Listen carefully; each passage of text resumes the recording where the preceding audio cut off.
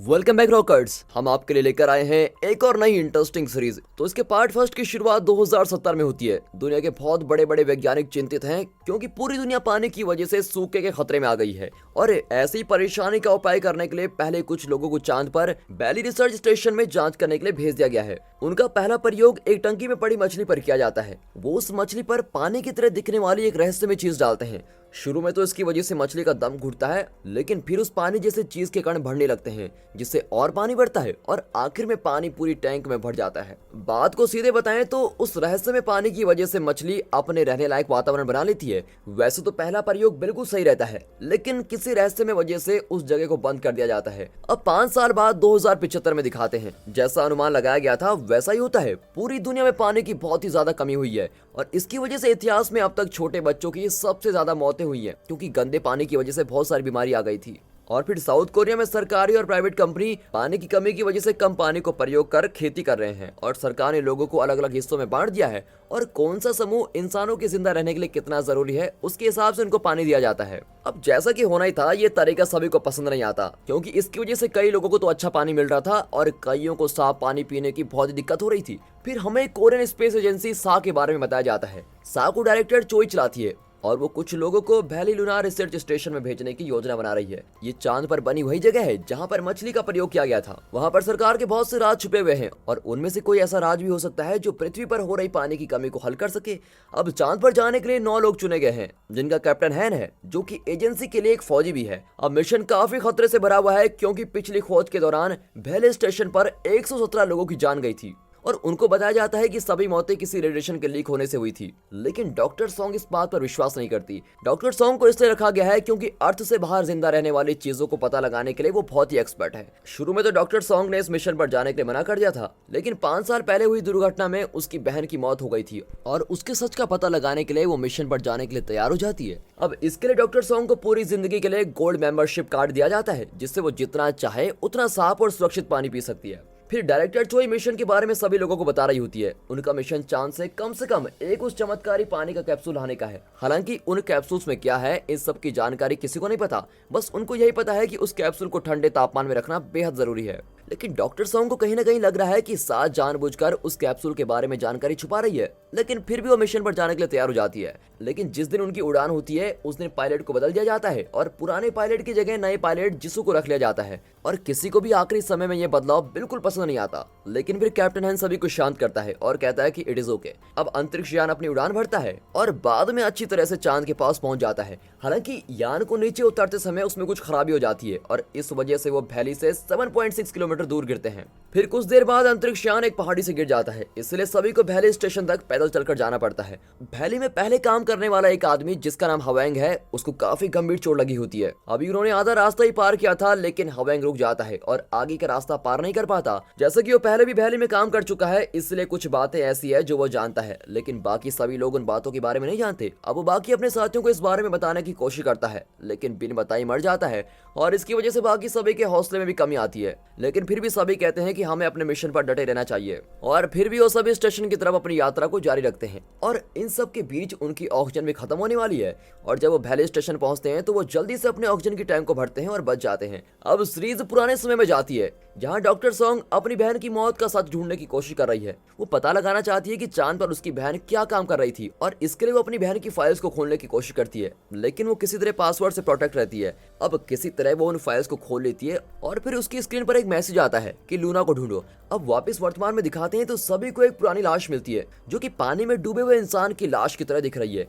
और सभी लोग देखकर परेशान है क्योंकि चांद पर किसी को डुबाकर मारने जितना पानी कहां से आ सकता है और पुरानी जानकारी से भी उस लाश की पहचान नहीं हो पाती और सभी उस लाश के पास एक हथियार देखकर बिल्कुल हैरान हो जाते हैं।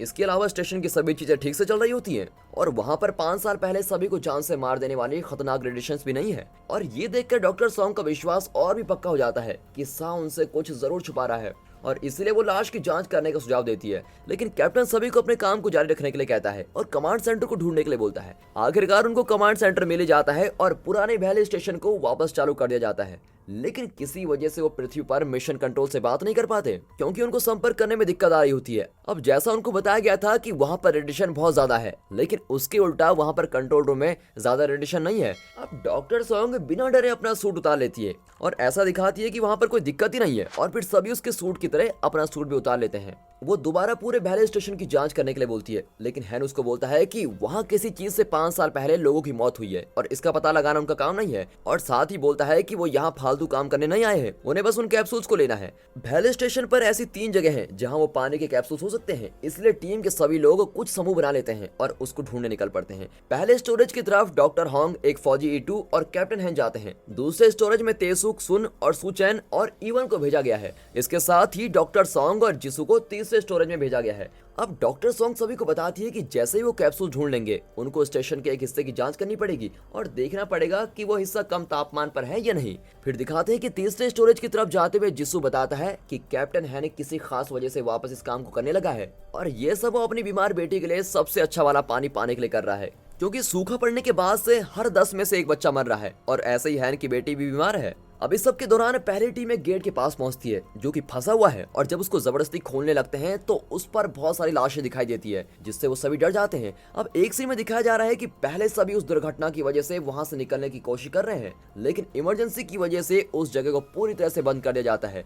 और ये सब सरकार की बताई बातों से बिल्कुल उल्टा है, क्योंकि सरकार ने तो बताया था कि सभी लोग उस जगह को पूरी तरह से बंद करने के पहले ही मारे जा चुके हैं। फिर डॉक्टर सोंग उन लाश को देखती है और बताती है कि ये सभी लाशें पानी में डूबी हुई थी। वो दोबारा उन सभी लाश की जांच करने के लिए बोलती है, लेकिन हैन गुस्सा करता है और उसको मना कर देता है और साथ ही बोलता है कि सोंग को अपने व्यक्तिगत चीजों को भूल जाना चाहिए। अब पहली और दूसरी टीम अपनी अपनी जगह पर पहुंच जाती है, लेकिन वहां दोनों ही जगहों पर कैप्सूल्स नहीं है और वहां देखकर तो ऐसा लग रहा है कि जैसे पहले ही किसी ने वो कैप्सूल ढूंढ लिया है। फिर तीसरी टीम को वहां स्टेशन में किसी और के होने का महसूस होता है, और जब गोंग इसका पता लगाने के लिए जाता है तो जिसू डॉक्टर सोंग को बताता है कि वो उसकी मरी हुई बहन के बारे में जानता है और इस बात का दुख उसको भी है, और वो साथ ही बताता है कि अगर डॉक्टर सोंग सच पता लगाने के लिए जांच करना चाहती है तो वो उसमें उसकी मदद करेगा। फिर कुछ देर चुप रहकर सोचने के बाद डॉक्टर सोंग इस मौके का फायदा उठाने को तैयार हो जाती है। फिर दिखाते हैं कि दूसरी टीम के मेंबर सुचैन को एक लाश मिलती है जिसके हाथ में कैप्सूल है। वो उस लाश को छूता है और छूते ही उसकी लाश से छोटे छोटे कण निकलते हैं जो कि सुचैन की आंखों में चले जाते हैं। और जैसे ही डॉक्टर सोंग वहां से सा के राज पता लगाने के लिए जाती है, जिसू अकेला ही तीसरे स्टोरेज में कैप्सूल ढूंढने के लिए निकल जाता है। ढूंढते हुए उसकी टॉर्च नीचे गिर जाती है और जब वो टॉर्च को उठाने की कोशिश करता है तो कोई टॉर्च को दूर से खींच लेता है, लेकिन उसको दिखाई नहीं देता और इस वजह से वो बहुत ही डर जाता है। अब वो अपने आप को समझाता है कि शायद उसने कोई सपना देख लिया हो और वो अपने काम पर लग जाता है।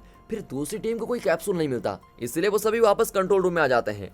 तभी हैन अपनी गाड़ी में डॉक्टर सोंग को कहीं और जाते हुए देखता है और फिर डॉक्टर सोंग को वापस जिसू के पास जाने को बोलता है। अब स्टोरेज 3 में जिसू को टॉर्च के पास एक कैप्सूल दिखाई देता है और वो उसको उठा लेता है और कैप्सूल में पानी जैसा कुछ भरा हुआ दिखाई देता है। और जैसे ही डॉक्टर सोंग वापस पहुंचती है तो वो देखती है कि कोई चीज जिसू पर हमला कर रहा है और उसको गर्दन पकड़कर हवा में उठा रहा है, और जब जिसू मर जाता है तब वो उसको नीचे छोड़ता है। फिर डॉक्टर सोंग देखती है कि वहां से जाने से पहले वो चीज अपने साथ उस कैप्सूल को भी लेके जाती है, और जल्दी बाकी सभी वहां आते हैं और उनको सब पता लगता है। कोई भी डॉक्टर सोंग की बात पर विश्वास नहीं करता, लेकिन जब जिसू की लाश की जांच की जाती है तो पता लगता है कि उसके हाथ और शरीर की काफी हड्डियां टूटी हुई है, जो कि किसी वैसी चीज के गिरने से तो बिल्कुल नहीं हो सकता। अब हैन सभी को वापस कमांड सेंटर में आने को बोलता है और फिर वो डॉक्टर सोंग के शरीर पर लगे कैमरे से वीडियो देखता है। तब पता लगता है कि जिसू को मारने वाली चीज हवा वाले पाइप से बाहर गई है। अब वो जो भी था उसको कैप्सूल में पाने की कीमत के बारे में बिल्कुल अच्छे से पता था और सोंग को लगता है कि वो कोई इंसान ही है। फिर कंट्रोल सेंटर में तेसुक पृथ्वी पर संपर्क करने की कोशिश करता है, लेकिन जब कोई संपर्क नहीं होता तो वो मान लेता है कि ये सब कुछ बाहर टावर में किसी कमी की वजह से हो रहा है। अब अचानक सुचैन बहुत जोरों से कांपने लगता है और उसके मुंह से बहुत सारा पानी बाहर आने लगता है। डॉक्टर होंग सभी को दूर होने को बोलती है और साथ ही उसको बचाने के लिए सूट्स डालने को बोलती है। हैन, गोंग और सोंग को इस बारे में पता चलता है और वो जल्दी से कमांड सेंटर पहुंच जाते हैं। अब डॉक्टर होंग सुचैन को बचाने के लिए पूरी कोशिश करती है, लेकिन वो बेचारा मारा जाता है। डॉक्टर होंग हैन को बोलती है कि जब तक उसकी मौत का पता न लग जाए तब तक इसकी लाश को सही से रखना, क्योंकि हम इसकी अच्छे से लैब में चेक करेंगे। अब चीफ गोंग अपने भाई की मौत से बहुत ही परेशान है, इसलिए हैन उससे बातें करने जाता है। अब आखिरकार हैन डॉक्टर सोंग को जिन लोगों की मौत हुई है उसके पुराने मेडिकल रिकॉर्ड की जांच करने के लिए मान जाता है। उन लोगों को पता चलता है कि जिसने जिसू को मारा है वो स्टेशन में कभी भी आ सकता है। फिर हैन गोंग और E2 के साथ मिलकर हवा वाले पाइप्स की जांच करने का तय करता है और दूसरी तरफ तेसुक और सुन को पृथ्वी पर संपर्क करने के लिए बोला जाता है। अब सुन कुछ समय से हो रही चीजों की वजह से बहुत ही हताश है और तेसुक पृथ्वी पर संपर्क करने की कोशिश करते करते सुन का मूड सही करता है। यहाँ डॉक्टर होंग सुचैन की लाश की जांच कर रही है और साथ ही में सॉन्ग और एक फौजी इवन वैली में मारे गए लोगों के मेडिकल रिकॉर्ड्स के बारे में पता लगाने की कोशिश कर रहे हैं, लेकिन वैसा कर नहीं पाते। सॉन्ग बाकी लाश के शरीर से कुछ मांस को निकालना चाहती है और वो उनकी जांच तब करेगी जब उसको सुचैन की मौत का पता लग जाएगा। और इस सब के दौरान हैंगोंग और ईटू हवा के पाइप्स में जाते हैं और जिसू को मारने वाले का पता लगा रहे हैं और ढूंढते हुए वो उस जीप की बनाई तस्वीरों तक पहुंच जाते हैं और जल्दी उनको किसी की अपनी तरफ आने के संकेत मिलते हैं और वो उस चीज से मिलने का इंतजार करते हैं, लेकिन वो चीज उनके पास से गुजर जाती है। और जब डॉक्टर सॉन्ग दूसरी लाशों के शरीर से कुछ सैंपल ले रही होती है, इवन सोच रहा होता है कि क्या उसको भी सुचैन के संपर्क में आने से कोई संक्रमण तो नहीं हुआ। फिर अचानक डॉक्टर होंग सॉन्ग को अपने पास बुलाती है, इसलिए सॉन्ग जाते हुए इवन को सैंपल का ध्यान रखने के लिए बोलती है। और जब वो वापस जा रही होती है, वो वैली स्टेशन की जानकारी वाले कमरे के सामने रुकती है और कुछ देर रुकने के बाद वो वापस इवन के साथ सैंपल लेने के लिए आ जाती है। अब वो कुछ देर बाद डॉक्टर होंग के पास जाते हैं, जहां डॉक्टर होंग उन्हें बताती है कि सुचैन की मौत डूबने से हुई है और डूबने वाला पानी उसके शरीर से ही आया है। डॉक्टर सॉन्ग बाकी लाशों की जांच करती है, लेकिन उसको कुछ अजीब नहीं दिखाई देता। जैसा कि सीरीज में दिखाया गया है कि पानी की ज्यादा कमी की वजह से पूरी दुनिया को बहुत सारी मुसीबतों को सामना करना पड़ रहा है, वैसे ही आने वाले कुछ सालों में हमारी असली दुनिया में भी पानी की कमी होने वाली है। आपको क्या लगता है, क्या ये सब सिर्फ हम इंसानों की वजह से हो रहा है? अगर हाँ, तो आपको क्या लगता है कि ये सब हम कैसे रोक सकते हैं और हम दोबारा पृथ्वी को कैसे ठीक कर सकते हैं? कमेंट सेक्शन खुले हैं, वहां पर जरूर बताइएगा। अब हैन और उसके साथ के लोग सुचैन को मारने वाली चीज का पता कर रहे हैं और ऐसा करते हुए एक गेट तक पहुंच जाते हैं जिसको खोल नहीं पाते। वो इस बारे में कुछ नहीं कर सकते और इसलिए वापस कमांड सेंटर में आ जाते हैं। वहां तेसुक उन्हें बताता है कि बाहर संपर्क वाले टावर में कोई दिक्कत है, इसलिए वहां जाकर उसको ठीक करना पड़ेगा और ऐसा करते हुए साथ ही में किसी को अंदर से सारे सिस्टम को दोबारा शुरू करना पड़ेगा। अब बिना सोचे हैन मान जाता है और एक ही बार में काम करने को तैयार हो जाता है। दूसरी तरफ डॉक्टर होंग सॉन्ग को सुचैन का खून का नमूना दिखाती है, जिसमें उनको कुछ अलग मिलता है और जल्द ही हैन वहां जाता है और जो आगे होने वाला है उसके बारे में बताता है। अब हैन के जाने से पहले सॉन्ग उसके साथ अकेले में बात करती है और बड़ी हैरानी से बताती है कि उसके बहुत पास होने पर भी सुचैन को मारने वाली चीज ने सॉन्ग पर हमला नहीं किया और इसके साथ ही जैसा कि उनको पता है कि वो चीज पाइप्स में घूमती है और हमेशा बच के भाग जाती है, इससे पता लगता है कि वो चीज वैली स्टेशन के बारे में सब कुछ अच्छे से जानती है।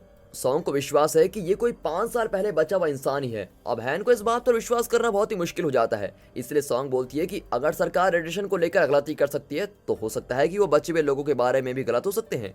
अब हैन जवाब देता है कि अगर वो बचे हुए लोगों में से एक है तो वो उन पर हमला नहीं करता और न ही कैप्सूल को चुराता। जब हैन पृथ्वी से संपर्क करने वाली मशीन को ठीक करने के लिए जा रहा होता है, मूवी को पुराने समय में ले जाया जाता है। हैन एक हॉस्पिटल में चलता हुआ दिखाया जा रहा है और उसकी बेटी हॉस्पिटल में भर्ती है और डॉक्टर उसको बताते हैं कि उसकी बेटी को अगर ठीक करना है तो उसकी बेटी को सबसे अच्छी क्वालिटी वाला पानी चाहिए और अगर ऐसा ही चलता रहेगा तो वो हमेशा के लिए अपने पैर खो देगी। अब वापस वर्तमान में दिखाते हैं, सॉन्ग और होंग सुचैन के खून में मिले पानी की जांच कर रहे होते हैं और उस पानी के लगभग सभी गुण सामान्य पानी की तरह ही हैं, लेकिन उसका वेट और डेंसिटी बहुत ही अलग है और साथ ही उसमें छोटे छोटे जीव भी हैं। और इस सब के दौरान हैन एक रस्सी का प्रयोग करके स्टेशन के नीचे टावर तक जाता है, लेकिन किसी तरह से उसके नीचे वाली लिफ्ट शुरू हो जाती है और ऊपर उसकी तरफ आने लगती है, जिससे उसकी रस्सी टूट जाती है। अब हैन बड़ी मुश्किल से एक दीवार पर अटक कर अपनी जान बचाता है और फिर ऊपर से बाकी के लोग उसको बचाने के लिए रस्सी फेंकते हैं, लेकिन उसकी किस्मत तो देखो, वो लिफ्ट दोबारा नीचे आती है जिससे ऊपर के बाकी लोगों को वो रस्सी छोड़नी पड़ती है। अब किसी तरह से हैन रस्सी को दीवार में फंसाकर लिफ्ट के रास्ते से दूर हो जाता है और इस सब के दौरान उसके सूट में खराबी आ जाती है। उसको ऑक्सीजन की कमी हो रही होती है, लेकिन वो कहता है कि मैं सब कुछ ठीक करके ही ऊपर आऊंगा। अब वो सब बिल्कुल ठीक कर देता है, लेकिन वापस ऊपर आने पर बेहोश हो जाता है। अब दूसरी तरफ सॉन्ग को कुछ पता लगता है कि सुचैन की मौत जब हुई थी तो उसके बाद उसके शरीर में पानी की मात्रा बढ़नी रुक गई, क्योंकि पानी तब तक भरता रहेगा जब तक उसके शिकार जिंदा रहेंगे। तो हो सकता है कि पानी खुद एक वायरस हो। और इस सब के दौरान जब हैन अपनी आंख खोलता है तो वो अपने आप को स्टेशन में पाता है और उसको पता लगता है कि गोंग और ईटू उसके बेहोश होने के बाद उसको वापस लाए थे। वो कमांड सेंटर वापस आते हैं और बेचैन हो जाते हैं जब उनको पता लगता है कि सिस्टम में कोई खराबी नहीं है, फिर भी वो पृथ्वी पर संपर्क नहीं कर पा रहे हैं। अब अचानक उनका कंप्यूटर एक सिग्नल लेता है जो कि स्टोरेज 3 की तरफ से आ रहा है। अब हैन और बाकी सभी जल्दी से वहां जाते हैं और जिसू की लाश को देखते हैं। उसकी लाश की जांच करते हुए उन्हें उसके पास एक मोबाइल मिलता है जिससे वो किसी बाहर की संस्था से बातचीत कर रहा था और पता लगता है कि वो आरएक्स के लिए एक जासूस का काम करता था। आरएक्स की विरोधी संस्था है जो कि कैप्सूल को पाना चाहती है। अब हैन की टीम आखिरकार पृथ्वी से संपर्क कर पाती है और डायरेक्टर चोई तीनों लोगों की मौत पर सहानुभूति दिखाती है और हैन उसको याद दिलाता है कि उसने ही आखिरी समय पर पायलट को बदलने की मांग की थी। फिर हैन साथ ही उसको 5 साल पहले बचे हुए इंसान के बारे में और वहां पर रेडिएशन न होने के बारे में बात बताता है। फिर चोई कोई अच्छे से जवाब नहीं देती और हैन समझ जाता है कि वो जरूर कुछ छुपा रही है और वो बोलता है कि अगर तुम मुझसे कुछ छुपा रही हो तो इस मिशन को पूरा करने की जिम्मेदारी मेरी नहीं है।